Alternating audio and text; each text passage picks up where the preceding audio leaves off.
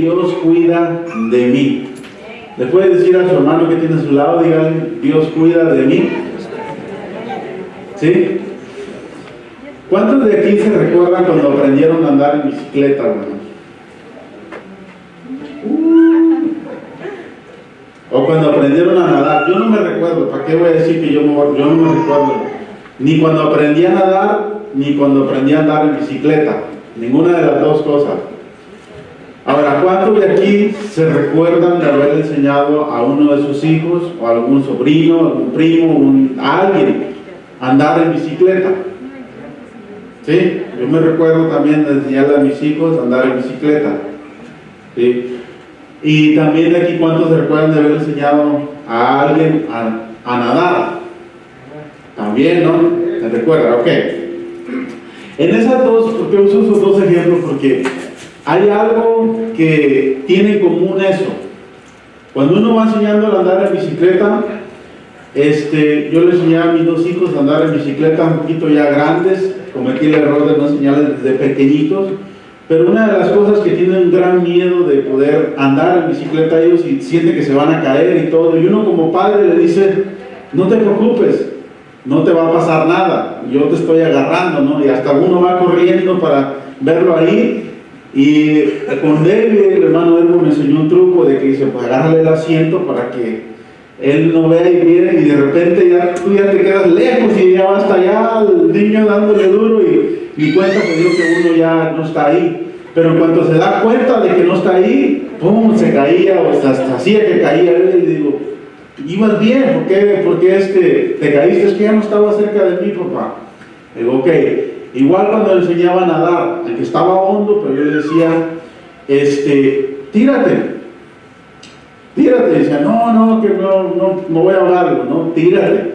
Normalmente uno, como padre, tú le dices que te tire porque tú sabes que vas a poder agarrar con su peso, lo vas a poder tener, ¿correcto?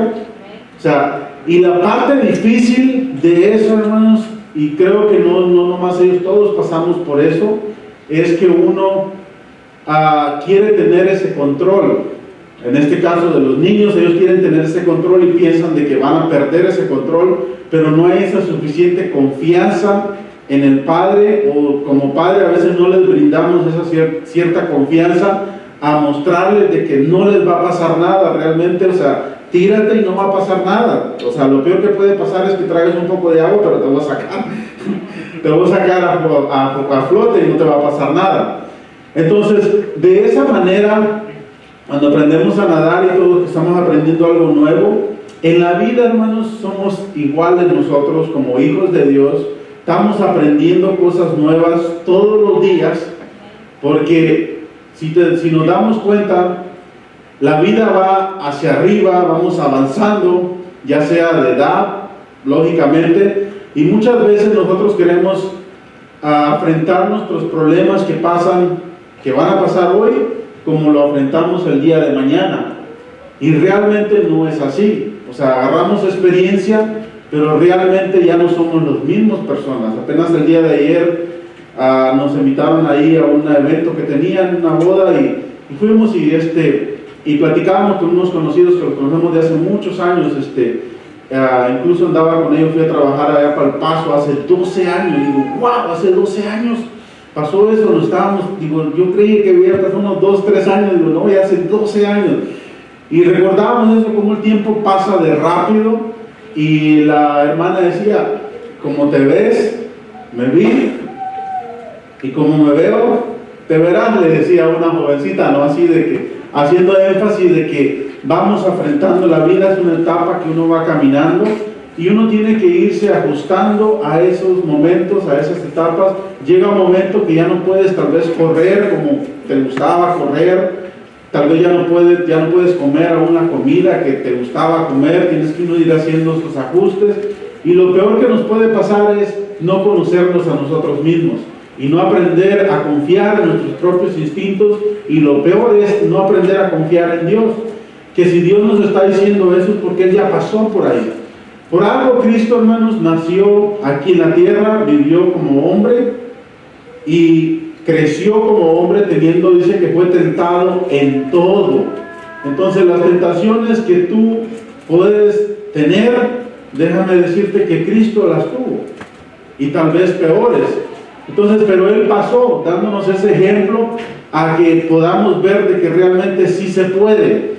¿Sí? Cuando uno quiere llegar a un lugar, uno se fija en alguien que ya llegó y dice, oh, si Él pudo, yo puedo. ¿Correcto? No de una manera de competir o de una manera de envidia, porque la envidia no te deja aprender de nada ni de nadie. Nosotros no podemos aprender de alguien que le tengamos envidia. Nomás podemos aprender de alguien que admiramos, de alguien que, wow, decimos, oye, tú realmente cómo lo hiciste, yo me gustaría hacer eso. De esa persona podemos aprender y con gusto te lo enseña. Quiero que sepas que todas las personas que han llegado a algún lugar les gusta enseñar. Si tú uno humildemente se acerca y le dice, ¿sabes qué? Me gustaría hacer lo que tú haces. ¿Cómo le haces? ¿Cómo le hiciste? ¿Cómo le haces para hacer esto? Cualquiera te lo va a decir, o sea, pero cuando llegamos de una manera de envidia, de chocante, nadie nos va a poder enseñar nada. Pero entonces Dios es ese papá de que te dice, aviéntate, hijo, I got you, ¿sí? Yo te tengo, ven. Y por eso yo le puse ese tema, Dios cuida de mí. Y miren el verso 19 que acabamos de leer, por eso yo le puse así, Dios cuida de mí. Aparece una contradicción, pero no es contradicción este verso que leí, que dice, muchas son las aflicciones del justo, ¿sí? Pero de todas ellas lo librará Jehová. Ok, cuando estamos, lástima que nadie nos acordamos en ese momento, pero cuando estamos en ese momento que nos estaban diciendo a alguien, o uno le está diciendo a ese niño, tírate, yo te voy a agarrar.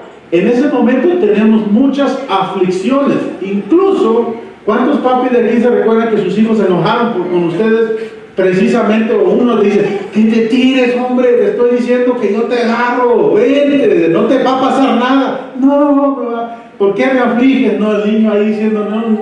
Y uno, por eso dice, muchas son las aflicciones, pero tiene uno que saber. Lo que sí tenemos que confiar es que de todas las aflicciones que nos lleguen a pasar en ese momento, Dios tiene el control. ¿Y cuando somos afligidos? Cuando vamos a pasar de una zona de confort a otra zona, cuando vamos a aprender algo nuevo. Si últimamente no estamos siendo afligidos con nada, ¿sí?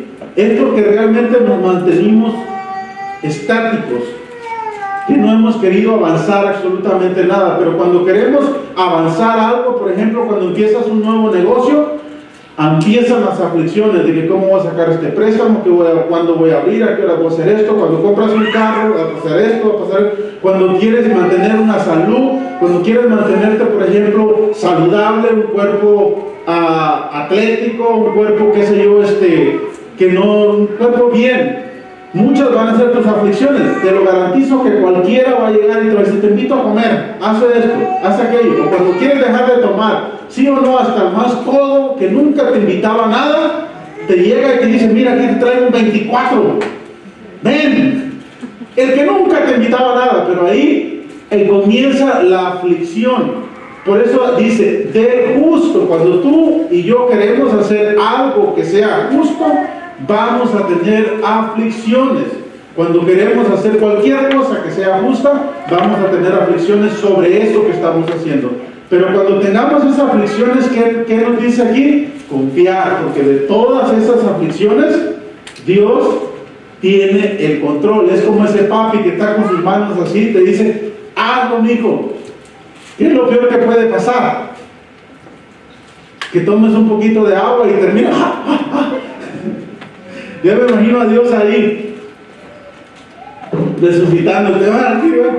Pero sí, uno de todos los que aprendimos a manejar bicicleta, de todos esos somatones, dijimos en Guatemala, de todos esos golpes, o no me acuerdo cómo le dicen en otros países, pero las caídas esas, las caídas de todas las caídas, sí o no, valió la pena. Lo volveríamos a hacer, ¿sí? Porque es bonito andar en bicicleta, ¿sí?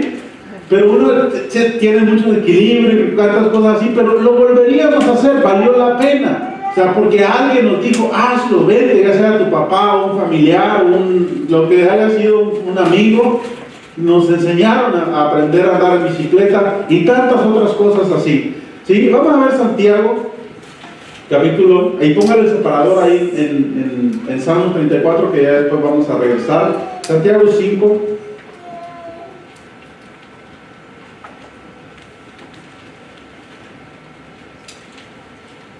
¿Cuántas son las aflicciones del justo? Muchas. ¿Sí?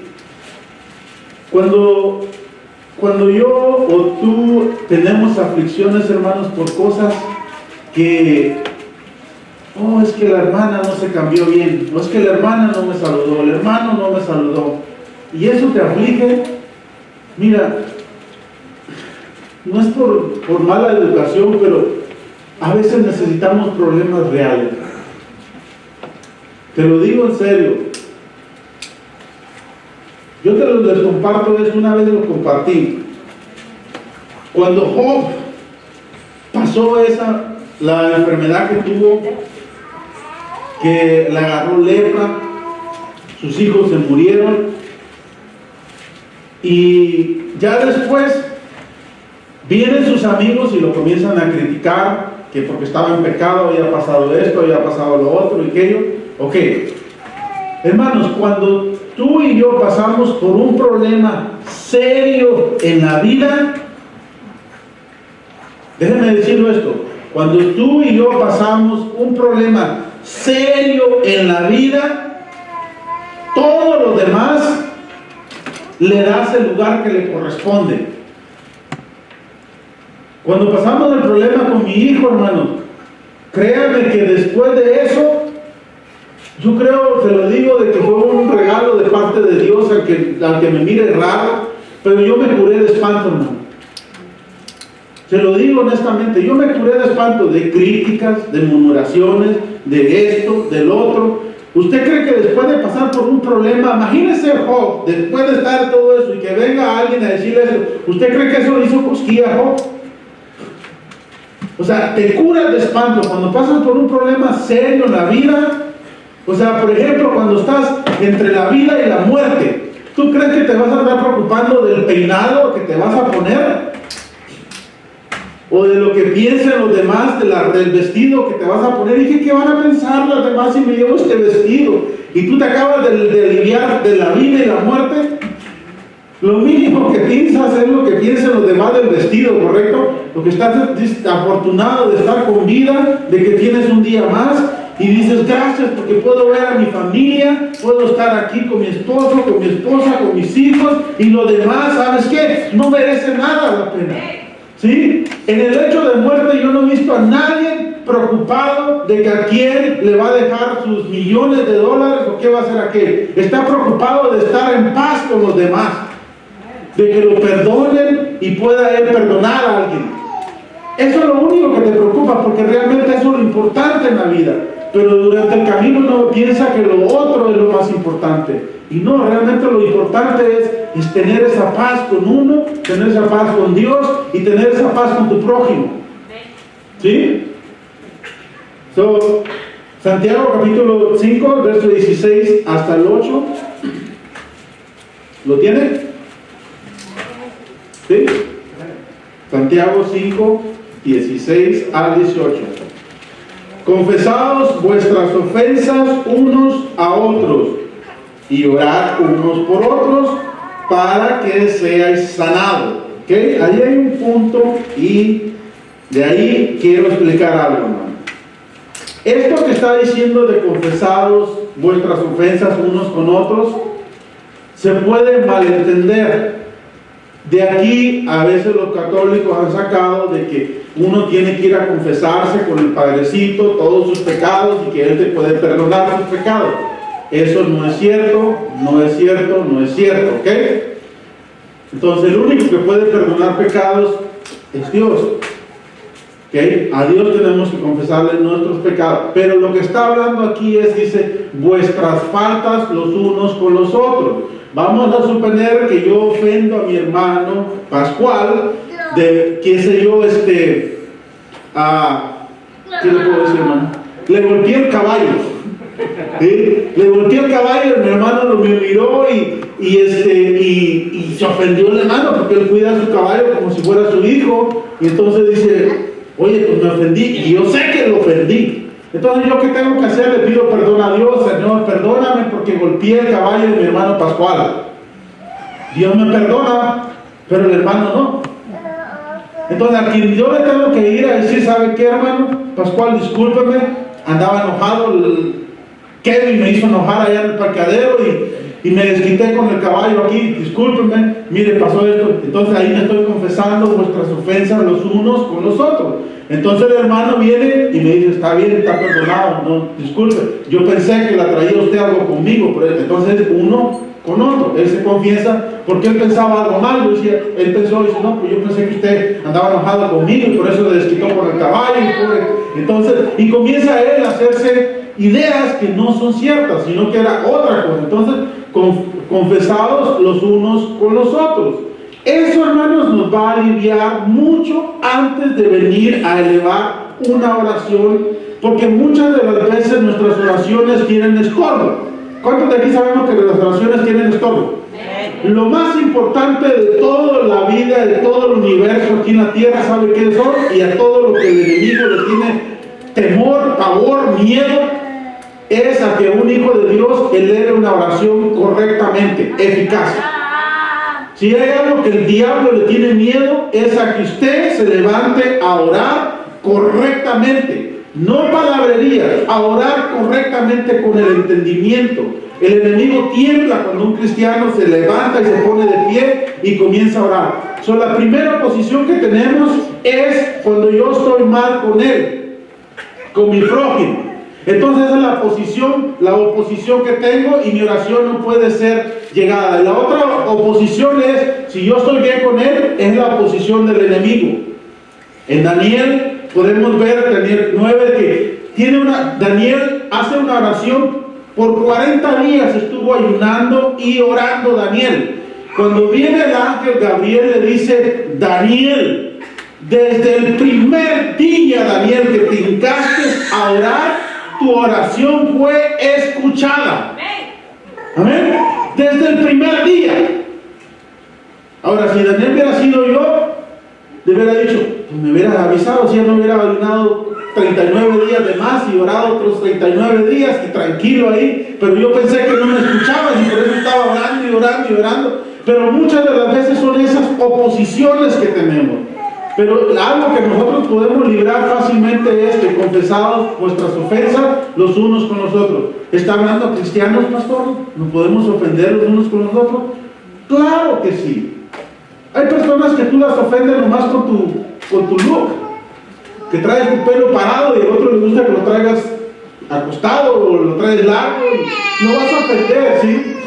Pero muchas de las veces, o sea, tenemos que saber eso. Hay personas de que se van de una iglesia y dicen, es que en esa iglesia no hay amor. Yo digo, bueno, si no había, entonces quiere decir que tú sí traías amor, ¿y por qué tú no lo viste entonces? Al contrario, era un lugar bueno para que te hubieras quedado, porque vas a ir en un lugar que hay amor, pues entonces no vas a poder dar amor. ¿Sí? Era un buen lugar entonces para que tú lo pudieras ejercer. ¿Sí? Entonces aquí aclaramos este punto entonces, que tiene el punto confesado vuestras ofensas los unos con los otros, para que seamos, dice, sanados. ¿Por qué dice para que seamos sanados, hermanos? Porque créanme de que muchas de las veces duele más una ofensa que un golpe. Quedan heridas. Hay personas, hermanos, que están heridas porque alguien los ofendió con una palabra, con una actitud, o los ofendió porque esperaban algo más de esa persona. Hay personas que se ofendieron con un ministro, que los ofendió un ministro con una palabra que se dio desde el púlpito. Por eso, hermanos, tenemos que tener mucho cuidado cuando estamos aquí en el púlpito para dar una palabra. Entonces, para poder dar una palabra y los que les damos, ahora sí que el honor de participar, tenga bastante cuidado cuando da esa palabra, porque muchas de las veces podemos ofender. Por eso dice que la palabra es una espada de doble filo que corta. Y hay personas que están fuertes, que aguantan, que dicen, yo quiero que me hable fuerte, pastor, y no me ofendo.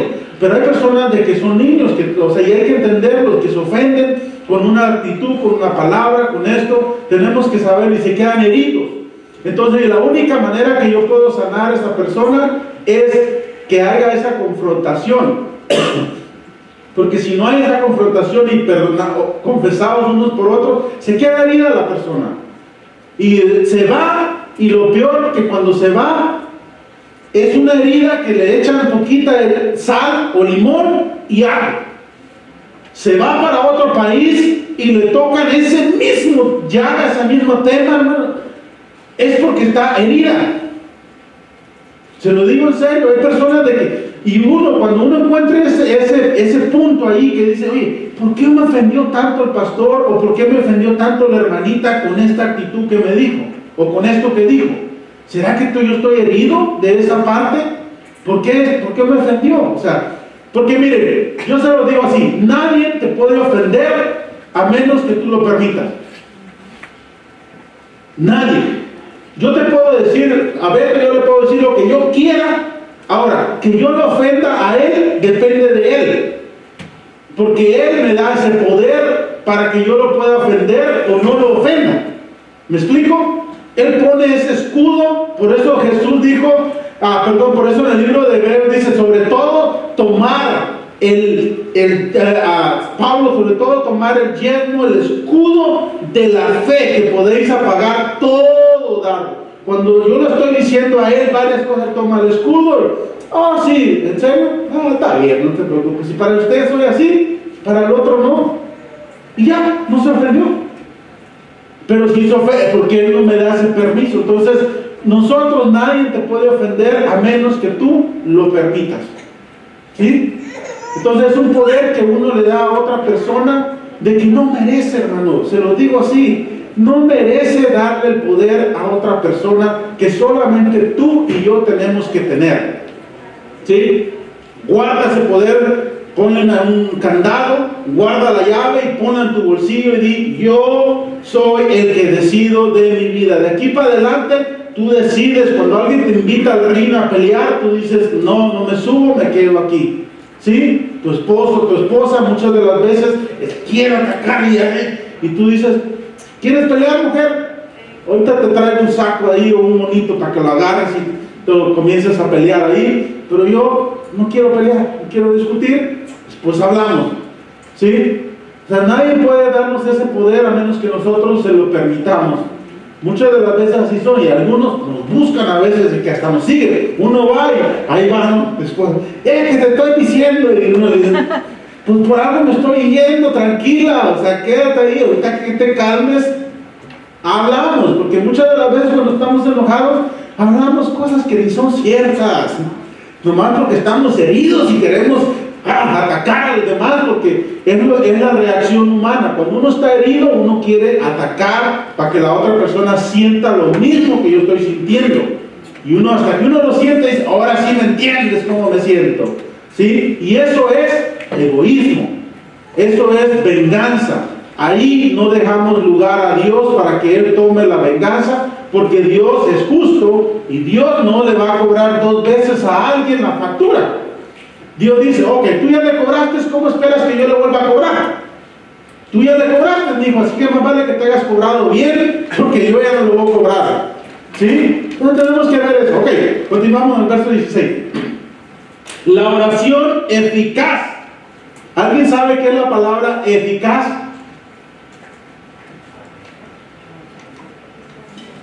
Eficaz, ¿sabe? ¿Alguien que sabe qué es la palabra eficaz? ¿Una idea? Rápidamente.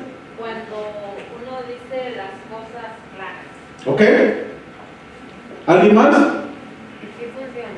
¿Mande? Que sí funciona. Que sí funciona. Ok. Eficaz. Si usted lo busca, viene de, vamos a suponer, le voy a poner un ejemplo sencillo.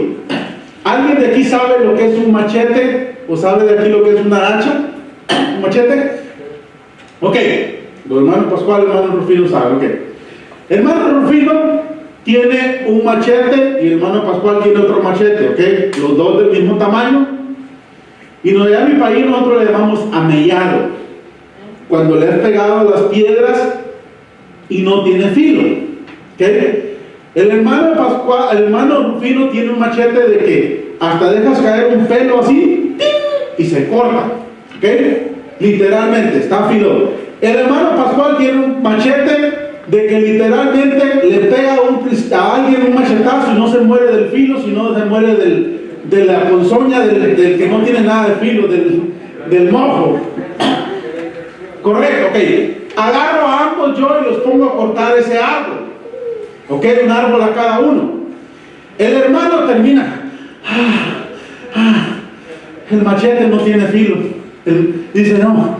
Ok, el hermano ya va por el tercer árbol. Ok, ambos están trabajando exactamente igual, pero ¿qué hace la diferencia? El filo. ¿Correcto? No fue el machete ni nada, ni el trabajo. El hermano está trabajando igual que él. Pero él tiene filo y él no tiene filo. Entonces su machete es eficaz. Muchas de las veces pasa así en nuestras vidas, hermanos. Queremos llegar a un lugar y queremos llegar, pero muchas veces queremos llegar con un medio de transporte. Imagínense ahorita que uno hay carros que pongan las 70 millas por hora, pero queremos llegar a Austin teniendo el carro de 70 millas por hora. Y yo digo, no, yo me voy a ir en caballo. ¿Cuánto me va a durar llegar allá a Austin? ¿Sí? Entonces, de esa manera es lo que está diciendo aquí a Santiago. Por cierto, Santiago fue el hermano de Jesús aquí en la tierra. Por eso él estaba diciendo, orar unos por otros, para que primero tengamos ese corazón sano y vamos a tener ese machete con filo, y después vamos a tener esa oración eficaz.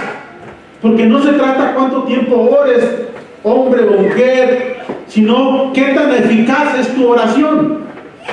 ¿Amén? ¿Qué tan eficaz estoy siendo? No se trta cuántos machetazos le estoy dando al árbol y no cae, sino es qué tan eficaz es cada machetazo que yo doy. Eso es lo que hace la diferencia, ¿sí? Entonces la oración del justo, la oración eficaz del justo puede, ¿cuánto? Mucho.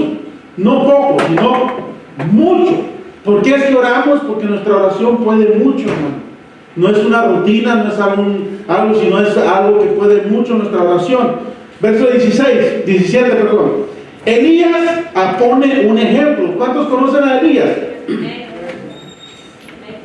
¿Cuántos les gustaría ser como el carácter de Elías? Ese Elías era tremendo, ¿no? Hay un Elías aquí. Los de Elías son tremendos. Miren, Elías, aquí pone un ejemplo. Elías era un hombre, dice Santiago, sujeto a pasiones semejantes a las nuestras. En otras palabras, Elías era de carne y hueso como tú y como yo. Le gustaba tomar agua, comer, le gustaba, tenía los mismos que tú y yo. No era alguien especial. ¿Sí? Dice, oh, eres israelito, sí, pero tú eres mexicano, colombiano, guatemalteco. Era igualito, ¿correcto? ¿Hasta ahí estamos bien? ¿Sí? Era igualito, dice, sujeto a pasiones semejantes a las nuestras, pero, y oró fervientemente para que no lloviese. ¿Y qué pasó? Y no llovió sobre la tierra por 3 años y 6 meses. Ok, aquí hay un punto que otro día tal vez lo voy a profundizar un poquito más.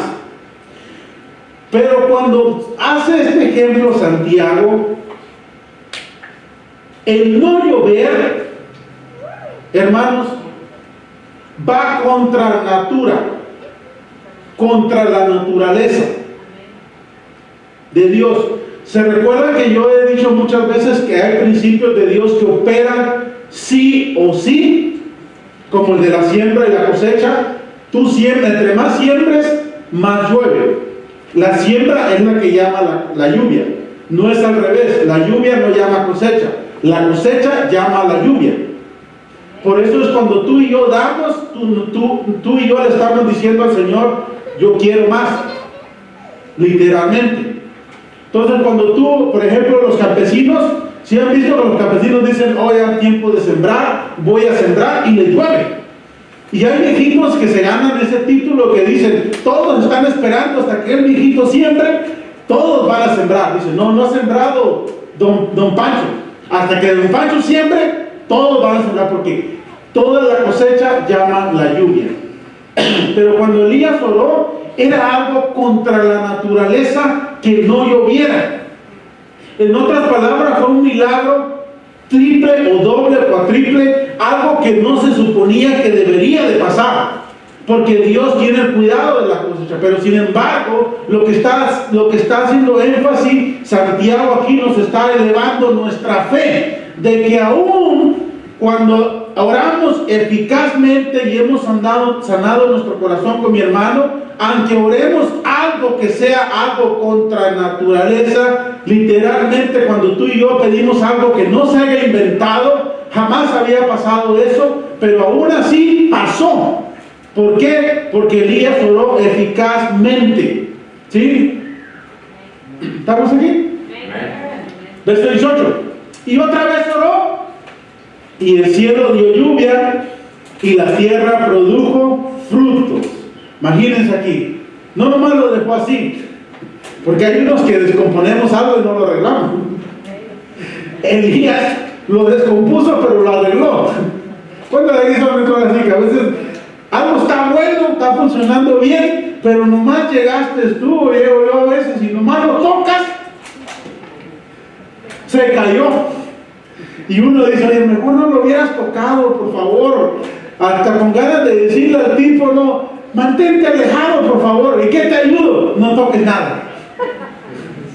Sí, no toques nada, mantente alejado, por favor. Y con eso me ayuda bastante, ¿sí? Hay personas así, hermano, de que tienen el don de echar a perder todo lo que tocan, ¿sí? Pero Elías echó a perder este sistema que Dios había dejado con la naturaleza, porque la naturaleza se comunica una con otra. Dios hizo la naturaleza, hermanos, es increíble. Cuando usted se pone a estudiar todo eso, como una cosa, si usted saca, por ejemplo, a los moscos o a las moscas, se cree de que son miles de especies de alimenticias que comemos que se perderían por el simple hecho de eliminar las moscas y los moscos. ¿Sí? Y aunque no nos agraden las moscas, pero muchas especies se mantienen de eso, y es la cadena alimenticia. Este come de esto y este come de esto, y así, hasta que llega y ya se puede hacer comible algo. Pero es algo que Dios dejó. ¿Ok? Regresamos a nuestros Salmos 34.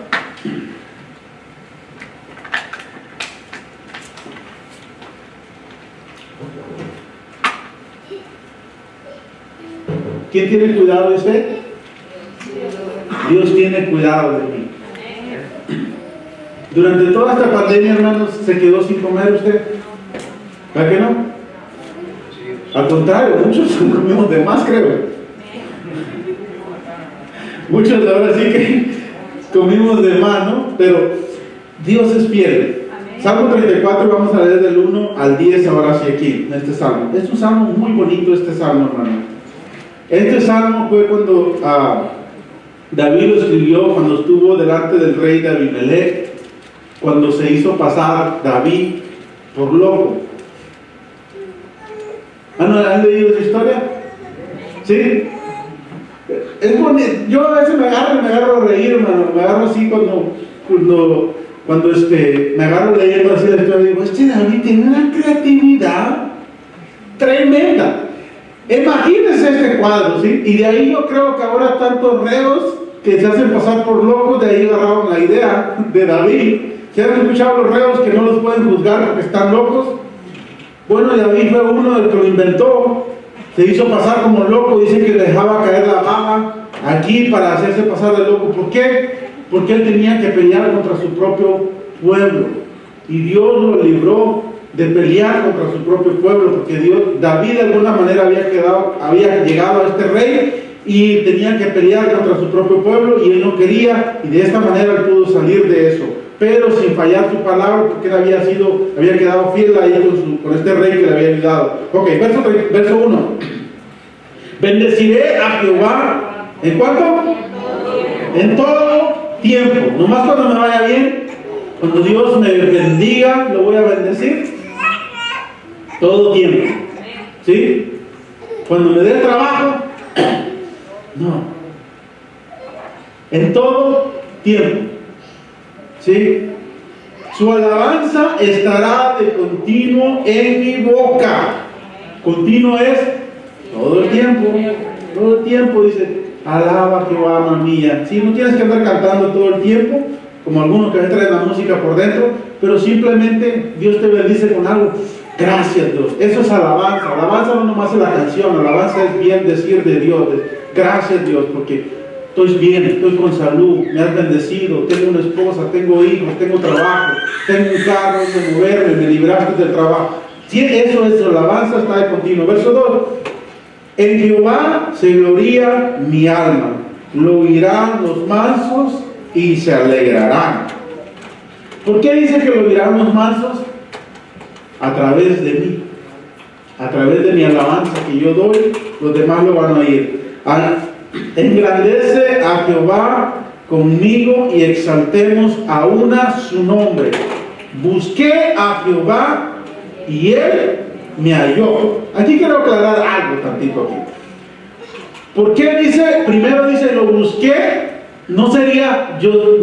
¿Será que David se confundió? De que uno dice, cuando David está diciendo busqué a Jehová, debería decir y lo encontré, ¿correcto? Pero ¿por qué dice y él me halló? Y él me oyó, perdón. ¿Sí? Entonces cuando David está diciendo esto, que me oye, hermanos, porque cuando Dios le ha permitido tener ese libre albedrío. Yo decido lo que yo ando, lo que yo oigo, lo que yo busco, y Dios respeta eso. Bienaventurado el hombre que confía en Jehová, en cuyo deleite está en él. ¿Sí? Ok, seguimos. En el verso 4. Y él me oyó y me libró de todos mis temores. ¿Se acuerdan que dijimos el ejemplo cuando un niño quiere aprender a nadar? ¿Cómo está? Me voy a ahogar, porque nomás está viendo ahí y el papá está viendo todo lo demás y dice, no te puedo sostener con mis manos, hijo, vente. El verso 5. Los que miraron a él fueron alumbrados y sus rostros no fueron avergonzados. Este pobre clamó y lo oyó Jehová y lo libró de todas sus angustias. El ángel de Jehová acampa alrededor de los que le temen y los defiende. Tú y yo no sabemos ni tenemos ideas de cuántas batallas el ángel ya nos libró. ¿Sabías que tú y yo tenemos ángeles asignados a nuestro alrededor? ¿Sí sabías? Todos, hermanos, sin excepción, si tú has creído en Cristo y temes en Dios, te ha asignado un ángel. Ahora, ese ángel es un ángel que te cuida y está sujetos a las leyes de Dios y a las leyes igual terrenales que son puestas por Dios. Por ejemplo, si el ángel va conmigo y yo voy en una carretera de 70 millas por hora y yo le subo al carro a 120 millas por hora, el ángel ya se bajó. Dice, si quieres matarte vos, dale, yo no me voy a ir ahí. El ángel se baja, ¿correcto? Entonces tenemos que saber esa parte, de que muchas de las veces cosas que nos pasan no fue porque el ángel no pudo defendernos, a veces fue porque lo ataste de mano al ángel, porque corriste a 100 millas por hora y el ángel se bajó antes de llegar a la estación. ¿Sí? Entonces, y hay veces que pasa al revés. Tenemos el ángel que está esperando que nosotros reaccionemos y el ángel hasta está dormido porque dice, este tipo, por más que le digo, Dios le dice la palabra que actúe, que haga, que esto, ¿de qué peligro yo lo puedo defender si siempre está ahí? Nunca hace nada, ¿verdad? ¿Sí? Y el ángel está ahí sentado. ¿Qué estás haciendo, ángel? Pues aquí. ¿Y tú? No, pues yo también. Pues mira, me tocó a alguien que no da actividad aquí. No lo puedo defender porque no anda en peligro, ¿sí? Entonces, hay que poner ocupado ese ángel, hermano, y que no se nos baje de nuestro asiento, ¿sí? A ver, ¿estamos aquí? Nos quedamos en el verso 8. Sí, el 8. Gustad y ved que es bueno Jehová. Dichoso el hombre que confía en él. Teme a Jehová vosotros, sus santos, pues nada falta a los que le temen.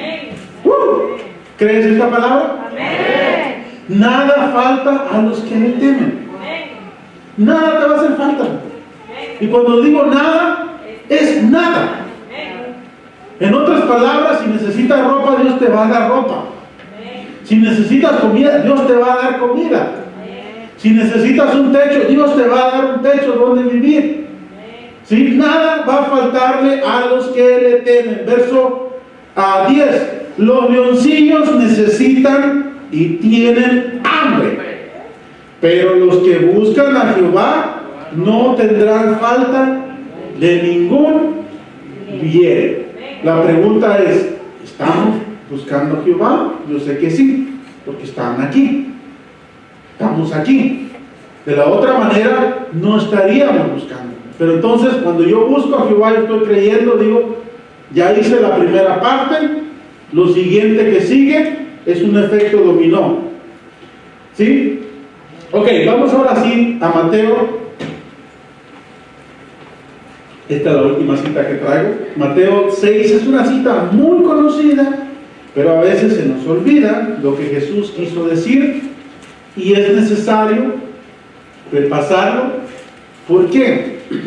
Porque la palabra de Dios, hermanos, es un maná, es el pan. ¿Sí? Que muchas de las veces llega un momento nosotros que estamos llenos de que si hasta ustedes se duermen, yo no me ofendo con eso porque eso quiere decir que ya me está entendiendo, ya se siente identificado con la palabra de Dios, se siente identificado conmigo y estamos bien, estamos tranquilos. ¿Por qué? Porque el signo es un signo de confianza. Por ejemplo, yo no me duermo cuando yo voy a por un lugar nuevo, a un lugar que no conozco o estoy así, porque estoy atento, ¿sí? Pero cuando un lugar ya es familiar, uno se siente en ese confort. Está bien, ¿sí? No lo voy a pasar al frente a decir un versículo o esto que diga, yo ya lo sé. Qué bueno que ya lo sabe. Hay otra persona que no lo sabe, ¿correcto? Y el maná significa, la palabra de Dios es la comida. Muchas de las veces nosotros comemos algo que ya comemos regularmente. ¿Cuántos de aquí les gusta comer una misma cosa a la mañana? ¿Sí? ¿Comen siempre diferente? A mí yo sí, porque ya he comido muchas cosas en toda mi vida. Créanme que todos los días he comido. Yo he comido muchas cosas y he identificado que me cae mal a mi cuerpo a tales horas y a tales horas no. Entonces digo, esto ya no lo voy a comer a estas horas, sino lo voy a comer a tales horas, y esto me cae bien y lo voy a comer en la mañana o a estas horas.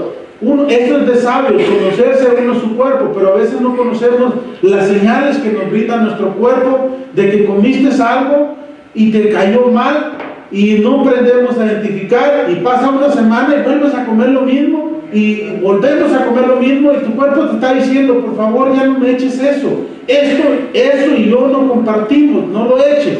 ¿Sí? Tenemos que agarrar esas señales que nuestro cuerpo nos está mandando, pero muchas de las veces ignoramos esas señales. Entonces el maná es eso, que ya lo hayas escuchado y dices comida, cómetelo, como le decimos los padres a los hijos. Es que no quiero esa comida, no va a haber más, cómetelo, te va a hacer bien para tu cuerpo. Así hoy, no va a haber más, hoy domingo, te va a hacer bien para tu cuerpo, cómete la comida, ¿sí? Ok, en Mateo 6, precisamente este es un sermón del monte. Cuando estudiábamos en el instituto tuvimos que aprender a dar este sermón del monte y es un sermón de que me impactó cuando lo estudié a profundidad. Cada cosa, cada vez que lo veo, tiene algo que me impacta, porque este es el maná diario. Este fue un mensaje para hoy, saliendo afuera lo pongo en práctica. Yo créeme que no fui entrenado para darte un mensaje de que lo vas a poner en práctica el año que viene. Yo fui entrenado para darte un mensaje que hoy mismo lo vas a poner en práctica. Así es la palabra de Dios. Es sencilla, es fácil. Pero muchas de las veces queremos algo que todavía no entendemos y si no lo entendemos no vamos a ponerlo en práctica. ¿Sí? Ok, Mateo 6, el Sermón del Monte. Si usted llega en casa lo puede estudiar, ya le he dicho que lo estudie varias veces, porque le va a ayudar bastante. Empieza desde el capítulo 5 en adelante de Mateo, empieza el Sermón del Monte, pero hoy queremos ver nomás el capítulo 6 y quiero leer del verso 25 hasta el 34. ¿Lo tiene? Amén. Ok, Jesús hablándole aquí a sus discípulos y a la multitud. El Sermón del Monte fue un sermón que duró, creo que días en hacerlo. Era un monte. Jesús literalmente se sentó, aquí me voy a tratar de sentar, y empieza a hablarle a todas las personas que estaban ahí en ese Sermón del Monte. Por eso se llama así, que él se sienta y les comienza a hablar a sus discípulos y a los que estaban ahí. Y todos esperaban un sermón wow, super wow. Y Jesús comienza dando este sermón, hablando algo fácil. Y les comienza a decir: por tanto os digo, no os afanéis por vuestra vida, qué habéis de comer o qué habéis de beber, ni por vuestro cuerpo, qué habéis de vestir, ni no es la vida más que el alimento y el cuerpo más que el vestido. Le hace una pregunta aquí. La vida consiste en comer y beber. Como yo siempre he dicho, a todo nos acostumbramos, menos a no comer, a no beber, a no dormir y a no ir al baño. De ahí el ser humano se puede acostumbrar a lo más frío si es posible, o a lo más caliente, o hay cosas que nos pasan en la vida, y si es algo permanente, más vale que nos acostumbremos rápido, porque hay personas, hermanos, que nos pasa algo permanente y pensamos que es algo temporal, y estamos toda la vida mortificándonos por algo que ya es permanente. Te pregunto, ¿lo puedes cambiar? No. ¿Alguien lo puede cambiar por ti? No. Ok, entonces aprende a vivir con eso. ¿Sí? Darle gracias a Dios, no estar quejándonos todo el tiempo por eso, porque ya es permanente. Entonces Jesús aquí les dice: no te afanes por la vida. ¿Qué es la vida? Lo que vas a comer y lo que vas a beber.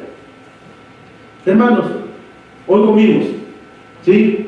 Tal vez no comiste los manjares, pero al fin y al cabo comiste lo necesario para mantenerte con vida, ¿sí? Y el vestido para el cuerpo, dice: no te afanes con el cuerpo. A veces queremos tener el cuerpo de Barbie, ¿cómo se 60 revienta y no me acuerdo cómo se va, pero 90, 60 revienta ese, que queremos estar el cuerpo de Coca-Cola, dice.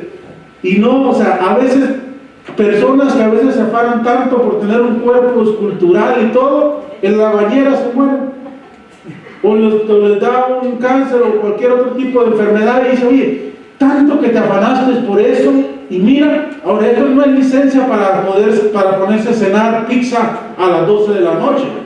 No, sí, porque tenemos que ser sabios y cuidar el templo de Dios, para cuidarnos, ¿sí? Para poder llegar a una vejez bien, saludables, o sea. Pero tampoco tenemos que irnos al extremo de afanarnos, de que no puedo comer esto, que lo otro. Tenemos que cuidarnos, sí, pero tenemos que saber de que en la vida es mejor que los alimentos. Y el vestido, y el cuerpo más que el vestido. ¿De qué me sirve tener la mejor ropa si no tengo el cuerpo para ponerlo? Es lo que Jesús les está diciendo. Si tienes el cuerpo, ¿para qué te afanas ponerte eso? Hay personas así, hermano, que están bien de su cuerpo, de salud, y están afanados tanto por querer tener una ropa o algo así. Cuando habla de ropa, habla de techo, de casa también, ¿sí? Ok, seguimos. En el verso 26 ya, gracias. Aquí les hace un ejemplo. Jesús dice: mirad las aves del cielo, que no siembran, ni ciegan, ni recogen en granero, y vuestro Padre Celestial las alimenta. Les hace una pregunta: ¿no valéis vosotros mucho más que ellas? Hermano, de aquí, ¿cuántos padres de familia tienen mascotas?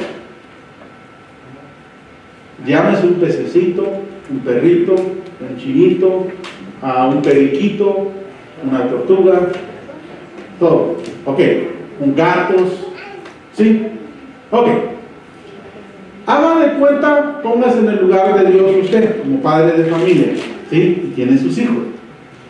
¿Cuántos de estos padres que levantaron sus manos, que tienen mascotas, son capaces de darle comida a la mascota y al hijo no? Si no, para que pase para orar por usted, porque algo está mal ahí. Un tornillo le falló ahí o algo, ¿no? Porque nadie va a darle comida a su mascota más que a sus hijos. Sí, aunque a veces, aparentemente a veces es así, pero sí. Bueno, aunque a veces aparentemente es así, pero es lo que está diciendo Jesús de esa manera. De que está diciéndoles Jesús, ustedes creen, miren los pajaritos. Y los pájaros tienen algo peculiar muy bonito, porque para empezar los pájaros no son como los animales que invernan. De que, no me acuerdo cómo se llaman esos animales, los que traen la comida y la ponen en una cueva, y como los osos y los otros animales que hacen eso, y se invernan ahí, se preparan. Los pajaritos no pueden hacer eso. Los pajaritos simplemente comen cuando tienen hambre. Eso es todo. O sea, el pajarito va volando y se acuerda, le chilló la tripa y dice, oh, tengo hambre. Y voltea a ver y dice, oh, ahí está Yulisa que está comiendo, me voy a parar ahí a ver si le da comida ahí. Así de fácil. Y de repente va volando y dice, como que tengo sed. A ver, oh, ahí está esto. Le pone ahí. O sea, jamás has visto un pájaro preocupado así. O cuando viste la última vez que viste un pájaro, no tengo que comer. ¿Qué le voy a llevar a mis pajaritos de comer que se me van a morir de hambre si no tengo? ¿Verdad que no? Ok, pregunta. Durante esta pandemia, levanten la mano los que creen de que los pájaros comieron más.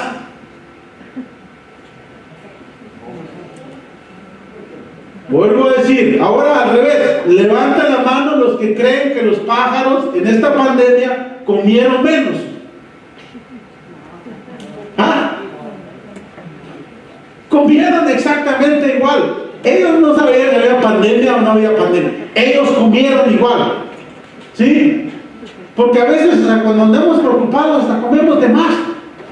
Como si podemos comer para mañana.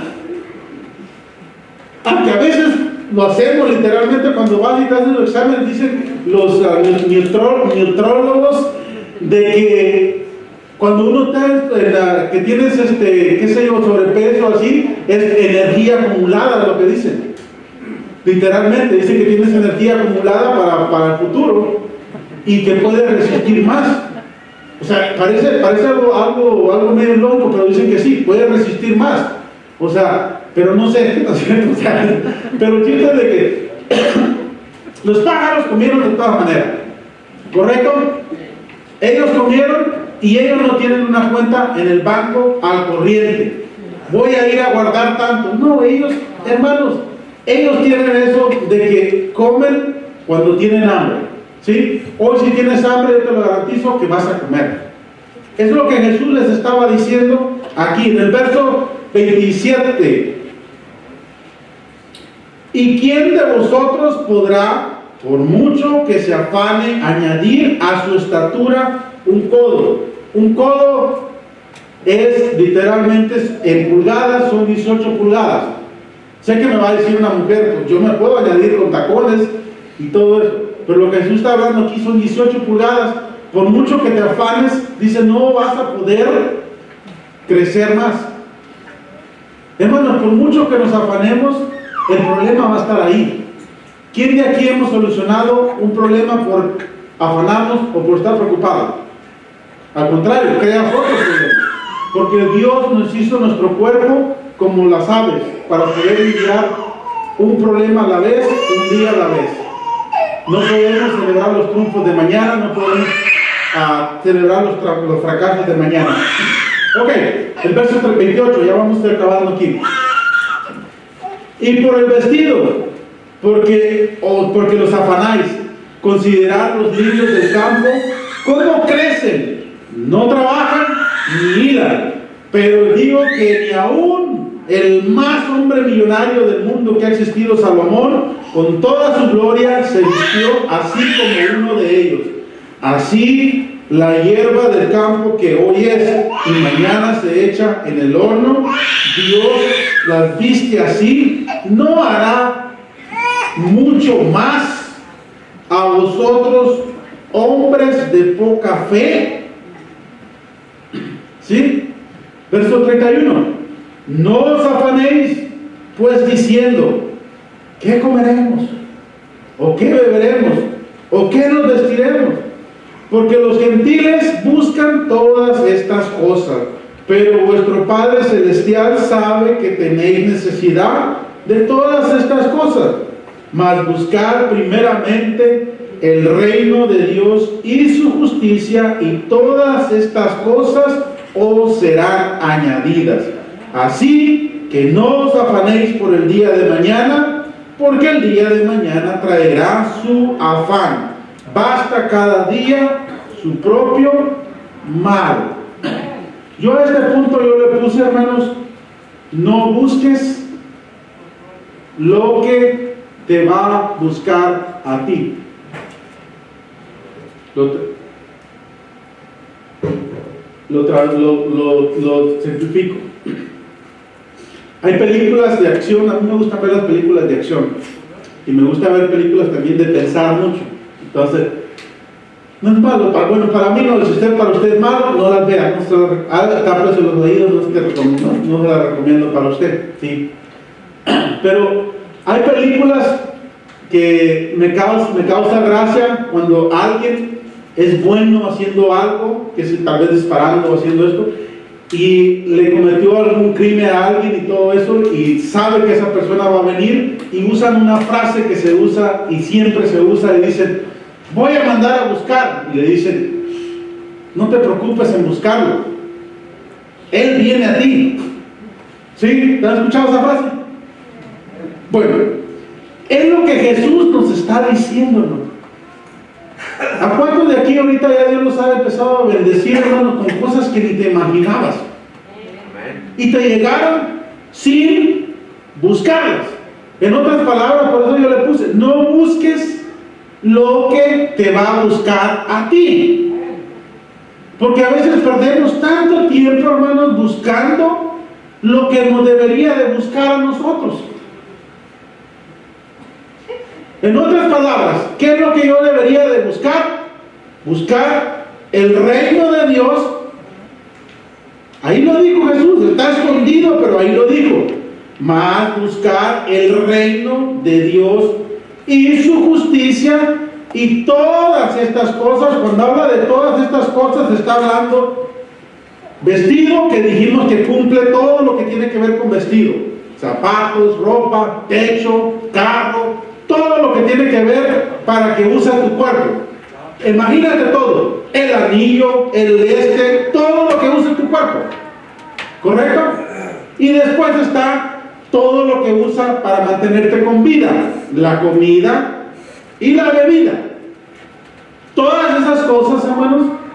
A ver, de aquí, ¿qué hijo se nos acercó a nosotros a decir, papá, por favor, dame comida, ve, consigue comida? Gracias a Dios no nos hemos tenido, hermano. Ahorita hay países y hay lugares que a veces pasa.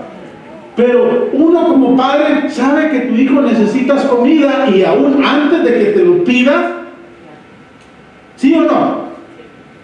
Antes, ¿sí o no? Las madres, porque los padres a veces somos bien despistados. Los padres, el hijo se está muriendo de hambre, el padre anda ya buscando moscas, pero la madre no. La madre sabe que su hijo necesita comer y dice, no le he dado pecho a mi hijo, no le he dado eso, y está así. Y dice, de ahí es donde viene, ahora yo lo pude entender.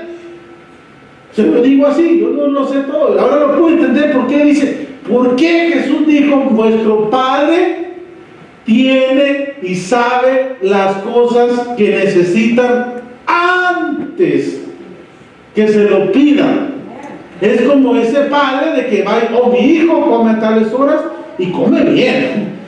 No le puedo llegar nomás con una arepita así chiquitita o un medio taco, porque mi hijo va a comer bien. Entonces le preparas y dice, aquí está, mi hijo, antes de que lo pida, porque sabe que él va a pedir. Ahora, Pero ya si viene y te dice, papi, dame la última Nintendo, eso ya es otra cosa que necesita él pedirlo y hablar, porque esa ya no es una necesidad, ¿correcto? Esa ya es una necesidad. Por eso dice Jesús, vuestro Padre sabe que tenéis necesidades de estas cosas, hablando de todas esas. Ahora, yo te digo esto, cuando te toque trabajar, por ejemplo, un día que vienes a la iglesia, si eres hijo de Dios y te pide tu patrón y todo eso, unas veces está bien, pero ya si lo agarras por siempre, ponte a pensar, estoy buscando más esto que lo otro. Y te voy a decir esto, la ley funciona así, funciona y funciona. Cuando tú buscas algo, ¿qué es lo que pasa? ¿Alguien de aquí ha querido buscar algo que se le ha perdido? ¿Qué pasa? ¿Para que no lo encuentras? Y cuando no lo andas buscando, ¿qué pasa? Hasta que tú empiezas con él y dices, basura, ¿verdad que no? Yo no ando buscando, pasé toda la noche buscando esta cosa y ahorita mira, ahí está, sin buscarlo, ¿o no? Es una ley que pasa sí o sí. Todo lo que buscas se esconde y se aleja más. Pero cuando no lo buscas, viene hacia ti, lo encuentras. No busques lo que no debes, lo que debe buscarte a ti. ¿Sí? Hay muchas cosas que te van a llegar, hermano, ofertas de trabajo y todo eso. Miren, hermanos, de verdad se los digo, yo no es por halagar ni nada, pero tengo años de no andar buscando trabajo. Gracias a Dios, hermano. Se lo digo, la honra y la gloria para Dios. Tengo años de no andar buscando trabajo, siempre de recomendación. Me hablan, necesito esto porque te recomendaron, ok, vamos, pues. A mí me buscan, y cuando alguien me dice, oh, allá hay un trabajo, aquí está el número, por favor, llámale, yo no le llamo. Esa es mi ley, mi regla de la compañía, que si esa persona, ¿por qué? Una vez me pasó hace como 10 años, y de ahí aprendí la lección. Lo que pasó fue así, me dieron el número, y yo andaba ocupado. Pero me dieron el número de esta señora que quería trabajo, y esta señora, como yo le hablé, me empezó a tratar de una manera de que yo era el que andaba buscando el trabajo, y así de una manera, oh, pues cuando tenga tiempo de ir hablando. Entonces, y digo, no, es que me dio el número de esta persona porque usted me dijo que necesitaba el trabajo. Si no lo necesita, no se preocupe, yo no necesito trabajo, tengo trabajo. Pero me empezó esa es una buena estrategia, muchachos, los que trabajan para sí mismos. No llames, mejor yo siempre le digo, dale mi número. Si ella quiere, ella me va a buscar. Porque cuando tú eres bueno en algo, te van a buscar. ¿Sí? ¿Te has escuchado las llamadas que te llaman y te dicen, ofreciéndote esto, es que somos la mejor compañía de esto, te vamos a ofrecer este producto? Y yo rápido me los quito y les digo así, si fueras tan bueno en lo que dices, yo te buscara a ti. Tú me estás buscando a mí, entonces no eres bueno en lo que haces. Así te las quitas fácil. ¿Sí? O sea, cuando tú, sí o no, cuando tú necesitas algo, tú lo tienes que buscar. ¿Por qué? Porque tú lo necesitas y buscas al mejor que pueda hacer en eso. Entonces no busques lo que te va a buscar a ti. De aquí en adelante, pensar eso, hermano. Como lo decía, ahorita tengo todo ese tiempo de que, gracias a Dios, no he buscado así, siempre me habla. Ando esto, el otro. ¿Por qué? Porque yo, hermanos, he tratado de hacerlo y a veces se me pasa. Porque la ocupación, el afán y todo, pero siempre tengo trabajo, hermano, siempre trato de hacerlo lo mejor que yo pueda. Hay gente que lo hace mejor, sí, pero siempre yo lo pongo y le pongo ejemplos, digo, Dios es mi jefe, Dios es mi patrón. Cuando la palabra de Dios dice, hacer todo como si lo hicieras para Dios. ¿Por qué dice eso? Porque al fin y al cabo, lo que sea que hagas tú, que se lo hagas a otra persona, ¿qué crees? Pasa de manos a manos. Hoy lo vende, lo pasa para otra persona y al final ¿sabes quién es el dueño? ¿Quién es el patrón? Ahora entiendo yo por qué todo eso está así. Cuando Jesús dijo, y un día voy a traer una predicación de eso, te lo doy en adelante, del siervo útil, el siervo inútil, ¿se recuerdan? Que dijo, ¿quién de vosotros teniendo un siervo, ¿sí?, que viene de arar y le dice, siéntate, come y luego me sirves a mí? Le dijo, no, dijo Jesús, yo creo que primero le dices, pasa, sírveme, yo como y después tú te sirves. Y después dijo, cuando habráis hecho vosotros estas cosas, decid, siervo inútil soy, porque nomás hice lo que se me mandó hacer. En otras palabras está, siervo más útil, siervo útil y siervo inútil.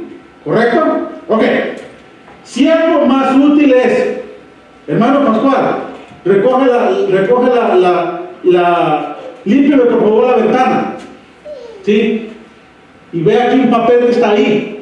Él nomás limpia la ventana y se acabó. ¿Sí? Y vio el papel. Pero si él agarra, limpia la ventana y haces esto, fue el siervo más útil. ¿Correcto?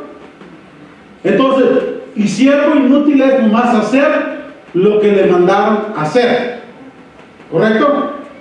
Y ahora, ¿cómo se le llama? No, siervo inútil, perdón. Siervo útil es el que hace más de lo que no tiene que hacer, porque digo siervo inútil soy. Entonces, el que hace nomás lo que le mandaron a hacer es siervo inútil. Ahora, ¿cómo se le dice al que no hizo ni siquiera lo que le mandaron a hacer? Más que inútil, ¿no? Más que inútil, imagínense. Ahora, ¿por qué salgo esto aquí, hermano? Porque Jesús le está diciendo a ellos esto. Ellos tienen sus siervos, pero ellos tienen su patrón. Su patrón es Dios. Es Dios, es lo que le está diciendo Jesús. Es una gran revelación ahí. Su patrón realmente es Dios de los que son, por ejemplo, el rey o el patrón y del otro. Porque cada patrón, cuando tú eres patrón, tienes sí o no, sí o sí, tienes a alguien arriba de ti, ¿sí o no? Que te dijo que hicieras. ¿Ah? Ninguno tiene autoridad a menos que se le haya sido dada. Entonces, si tú eres patrón, alguien más está arriba de ti. Ahora, para yo pedirle a la persona que está abajo de mí, abajo de mi autoridad, que haga lo que tiene que hacer y más todavía, yo tengo que hacer más de lo que me dijo el cliente que yo hiciera. ¿Me estoy explicando aquí? ¿Sí? Entonces el cliente me dijo, píntame esa pared. Y yo miré la otra que está así, yo lo hago y lo pinto. En eso somos promovidos, hermanos. Ninguno es promovido por hacer nomás lo que tienes que hacer. ¿Quieres ser promovido en la vida? Haz algo más que lo que tenías que hacer. Se lo digo, hermano. Haz algo más. Pero cuando nomás hacemos, y hasta le pedimos con la cinta de medir, no, yo no hago más de aquí. A las 7 yo dentro, ni un minuto más, ni un minuto menos. Pero para salir, ahí sí. Jamás vas a ser promovido así. ¿Por qué? Porque nuestro jefe es Dios. Y cuando somos así, Dios nos promueve de un lado a otro. Si ese jefe no valora lo que tú haces, Dios te va a promover y te va a poner otro jefe que sí lo haga. Así que no busquemos lo que te va a buscar a ti. Amén. De aquí en adelante, pensemos eso. ¿Qué es lo que me va a buscar a mí?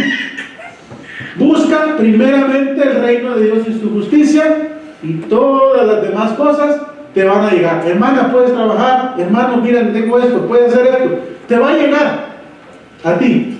¿Por qué? Porque te van buscando. Esto es una ley bíblica que va a pasar. Vamos a ponerlo de pie.